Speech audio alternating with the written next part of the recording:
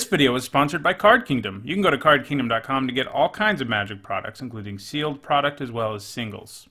Hello everyone, I'm Nitsuhon, and today I'm bringing you some bonus content. Something I like to do near the end of a format is to talk about what I was wrong about in my set review. Obviously, this time around I'm a little late with this. Normally I try to get it out when people are still actually playing the format. But life was pretty busy and I didn't get time to do this, and I wasn't actually going to plan on doing it, but a lot of people have requested that I do it, so I'm gonna do it. Normally when I do my set reviews, I haven't actually played with the cards yet, so of course I'm going to be wrong about a certain number of the cards, and it's always interesting to look back at those cards that I got wrong, think about how I evaluated them incorrectly, what led me to evaluate them incorrectly, because it's helpful in helping me improve evaluations in the future, and I think it also helps people learn more about Limited in the process. So let's go ahead and get started and look at the cards that I got wrong in Guilds of Ravnica. So first we have white cards. The first of them that I got substantially wrong is Dawn of Hope. I gave it a C+. My feelings about it were generally that as a life gain build around it wasn't really going to work out, but it would work obviously enough with the soldier token it could create itself and could draw you a bunch of cards, gain you life and all of that. And I liked all of that, but I thought it would be a little bit too clunky. And while generally, like a Boros deck in this format didn't really want it, you could splash it in all other kinds of decks. It was good in the Selesnya deck, and it was a great way that was just going to win you the game over time because of the continuous advantage it gave you from all of the cards you could draw off. So in the end, I think it was a card that you definitely wanted to take with a first pick a lot of the time, even if it wasn't always going to work out. It had a high power level, and I think my grade for it now would be more like a B. The next white card I got wrong is Gird for Battle. I gave it a D. I didn't like that it was sorcery speed and that you could put the counters on your creatures, sure, but oftentimes effects like this just don't do enough. But in this format, the mentor mechanic made this a lot better than it would be in most formats. Because instead of just contributing 2 damage to the board or whatever, it often contributed far more because your mentor creatures could now mentor larger creatures.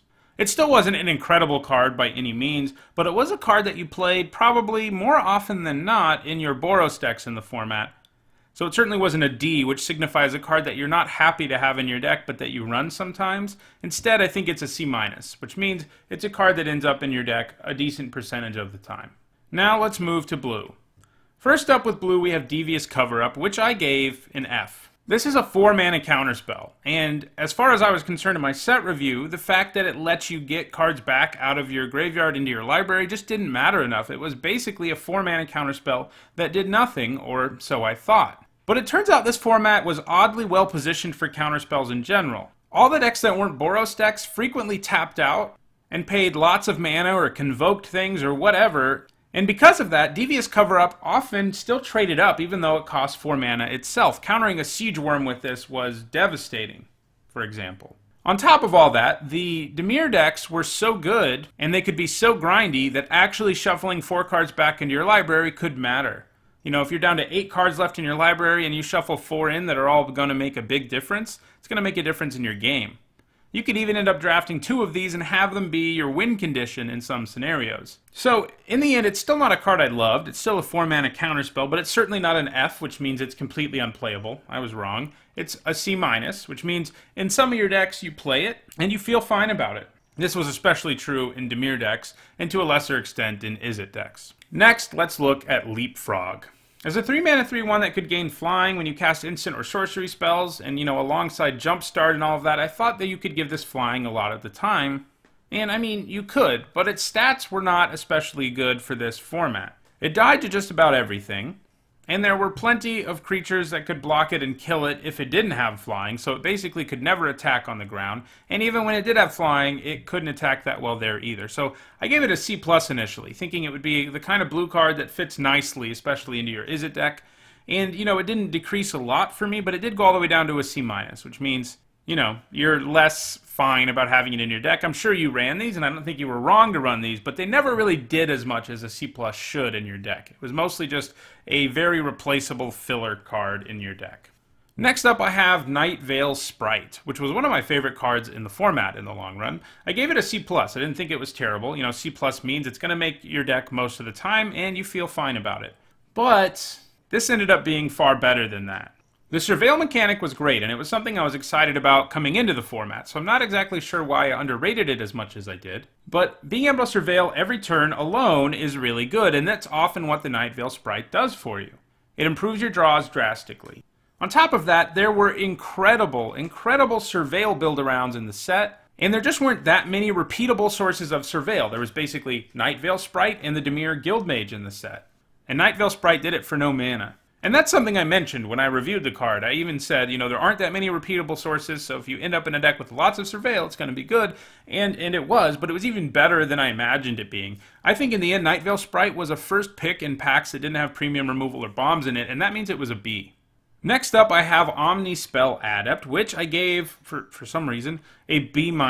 So, what were my thoughts here? Well, my thoughts were that it wasn't a complete dud in terms of stats, especially because it had an activated ability that I thought would actually be relevant. It lets you cast sorceries at instant speed, and it also provides sort of a weird kind of fixing in that you could play like a spell that you were splashing with it, even if you didn't have the right colored mana to do it. And obviously it could also decrease the cost of spells if they cost more than 3. The thing is, though, overall, if you ever played with this or against it, I doubt your opponent really ever used the ability. It just didn't line up well enough to let you do that very often. It wasn't a bad card by any means, it just wasn't a B-, which signifies that maybe sometimes you first pick it. Instead, it was more like a C, just an average filler card. Nothing special. Next, let's move to black. So, I gave Moonmark Painter a D+. I didn't think it would be a good card, and it didn't end up being one.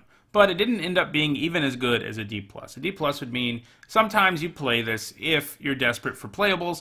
I thought, you know, 4 mana 2/3 is not great, maybe it's a little hard to cast with double black, but that Undergrowth trigger could make a difference. You know, if you're giving something +2/+0 in Menace, I reasoned that that was kind of an okay thing to do with this. The problem is it's just not good enough for 4 mana. 4 mana 2/3, and the Undergrowth trigger on it isn't that impressive. Sure, I mean, occasionally it could allow you to do an attack you wouldn't have been able to do otherwise, but as far as Undergrowth payoffs go, this was not a good one. The best cards that were Undergrowth payoffs were the ones that were kind of okay, even if you didn't have a bunch of cards in your graveyard. Moonmark Painter definitely isn't that, and even if you have a bunch of cards in your graveyard, sometimes it still doesn't enable you to have a relevant attack at all. In the end, I think it was just unplayable and an F. I gave it too high of a grade at D+. Next up, we have Cosmotronic Wave, which I gave a D+ to. You know, we see a card like this all the time, and I always acknowledge that in a super ultra aggressive deck, yes, it could work out, but it's not going to work in the majority of decks. That's basically, to summarize what I had to say about Cosmotronic Wave, that's what I thought. But I was wrong. You know, it wasn't a D+. Instead, it was all the way up to a C+. The reason for this? Both the red decks in this format could really utilize this. The Boros deck could use it to swing for lethal very early.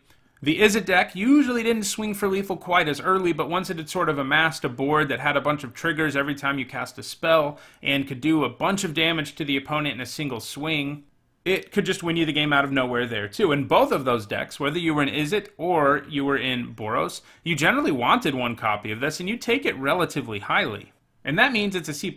It wasn't a D+ like I expected it to be. In some formats where there aren't like legitimate aggressive decks that you can draft really consistently, a card like this doesn't pan out. But in this one, especially the Boros deck panned out, and the aggressive version of the Izzet deck panned out too. Another card I underrated is Erratic Cyclops, which I gave 2 grades. I gave it a D in your typical limited deck and a C in a deck where you could really abuse its, you know, trigger where it gets +X+0 equal to the converted mana cost of an instant or sorcery spell. In both cases, I underrated it. I just imagined, you know, attacking with this and casting a spell that makes it a 3/8 or something, and it didn't sound that impressive to me. But it turns out it kind of is. I mean, this is really difficult to block because of its 8 toughness. There are lots of boards where you attack with this and your opponent has no idea what to do, because if you have an instant speed spell that can just blow them out, the trample even adds to it. You know, if you could cast the, 5 mana to do 5 to a creature spell on whatever was blocking this, or on something that was double blocking it, trying to kill it, you just completely blew your opponent out. And that was a common that you cast pretty frequently with Erratic Cyclops.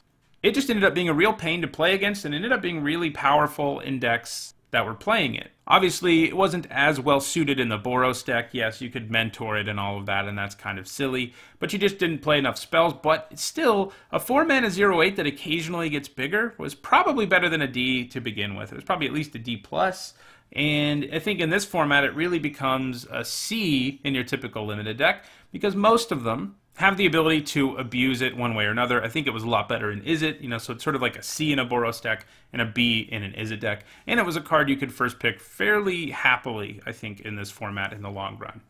The next card is one of the cards I've been the most wrong about ever. But to my credit, part of the reason I got it wrong is because I didn't read it correctly, which, isn't exactly something to brag about, because I literally read the card out loud in the set review and then still thought it said something else. So being wrong because I can't read probably really isn't that much better than just being wrong.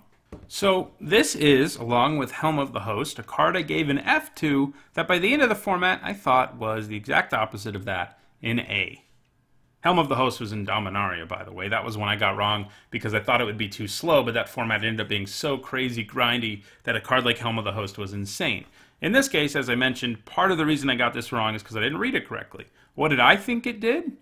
Well, I mostly read it correctly, except for some reason I thought it said you couldn't play lands. Which to me meant, yeah, you could rip through a few cards off the top of your library, sure, but as soon as you hit a land, you're kind of screwed and you have to destroy your experimental frenzy. But that's not what it says at all. You can play lands from the top of your library. What you can't do is play cards from your hand, which is perfectly fine because now your whole library is your hand. You could chain a lot of cards together. This card gave you some absurd card advantages. It could win you games very easily. It did have a bit of a downside wherein if you had a lot going on in your hand, you usually didn't want to cast it super early, and sometimes it was a little clunky.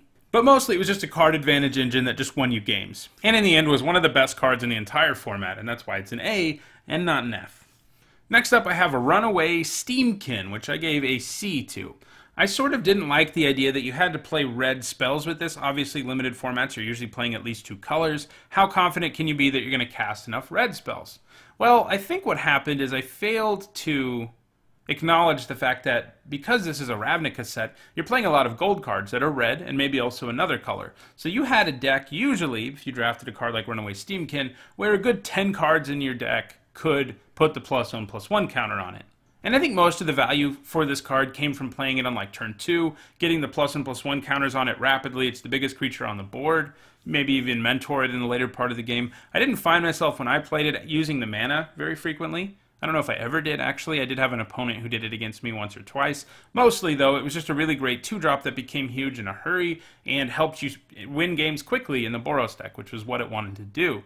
So in the end, it wasn't a C, which, again, is just sort of an average playable. I think it was a B. I think it was a card you could consider first picking. It's a card I liked a fair bit in the format.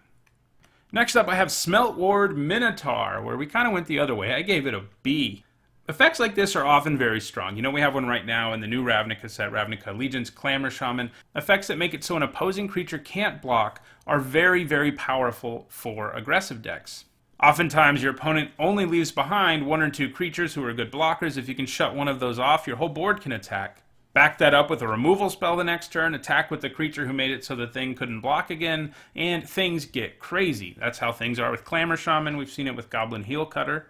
But the trigger here is asking a little too much. It just didn't work out correctly for the decks that wanted it. Now, it wasn't a bad card or anything. It's a 3-mana 2/3 with a relevant box of text. But the problem is, Boros decks usually didn't run enough spells to really trigger this very much. So it wasn't exactly a B in that deck. It wasn't really enabling you to go nuts very frequently. The Izzet deck did have enough instants and sorceries to enable it, but you know what? That deck already had so many ways to make opposing creatures unable to block at common that it didn't really need something like this to really get there. Sure, it was probably at its best in the aggressive form of the Izzet deck where you're running a bunch of cards with Jumpstart and cheap spells and all of that. But in the end, it definitely wasn't a B. It wasn't a card you even ever considered first picking. It's a card you feel pretty good about picking up in the second half of a pack, and yeah, it'll probably make the cut, but it's not going to be a huge game changer like 90% of the time when you play it, and for me that makes it a C. Now let's move to the multicolored cards. First up, we have Niv Mizzet Perrin. So I gave him a C+. Now, I didn't think he would be a C+, like if you could actually cast him, but I was so concerned about whether or not you could actually cast him that I wanted to downgrade his grade to make it clear that it was going to be a difficult thing to do. And don't get me wrong, it wasn't like a cakewalk casting him, but it ended up being far easier than I expected. The presence of the guild gates especially made it quite easy. And sure, you don't cast him on turn 6 usually, but you don't need to. He's an insane bomb. As soon as he gets into play, he's going to be incredible. The worst case scenario, generally, is that you play it, your opponent uses a removal spell to kill it, but guess what? You draw a card and do 1 damage to something. That's a pretty good worst case scenario. Most of the time, he just ended up destroying your opponent in the air while drawing you cards, picking off their creatures, and doing damage to your opponent. So in the end, despite his prohibitive mana cost, his ceiling was so incredibly high that he was just clearly an A. And I always thought he'd be an A if you could cast him. I just underrated how easy it would be to cast him. Next gold card is Undercity Uprising, which I gave a C+ to. So I don't know what I was thinking here. I guess I just really like the idea of making sure that some creature you have can kill your opponent's creature, and then having a whole board with Death Touch that would be difficult for your opponent to interact with, especially in combat. But it just ended up being too clunky, too expensive, and there were plenty of board states where the best you could do was just 2-for-1 yourself, which is definitely not what you want to be doing. And in the end, this was a card that didn't make the cut most of the time, and a card that you could play and it would be alright. I mean, it's always going to kill a really problematic creature, at least almost always. Another part of the card that is a problem is, like all fight cards, if your opponent kills the creature you target with the fight effect, on your side, they can just kill it and they get a 2-for-1 out of the scenario. And it's a way worse 2-for-1 because you're not getting to decide what to kill anymore. They're deciding what to kill. Yes, your board still gets Death Touch and all that, and sometimes that could matter, but most of the time I didn't even play this in my Golgari decks. I think it was a C- in the end, and that might be generous. It may have even just been a D. Next up, we have Glaive of the Guildpact, which is actually the last card we're looking at in this video.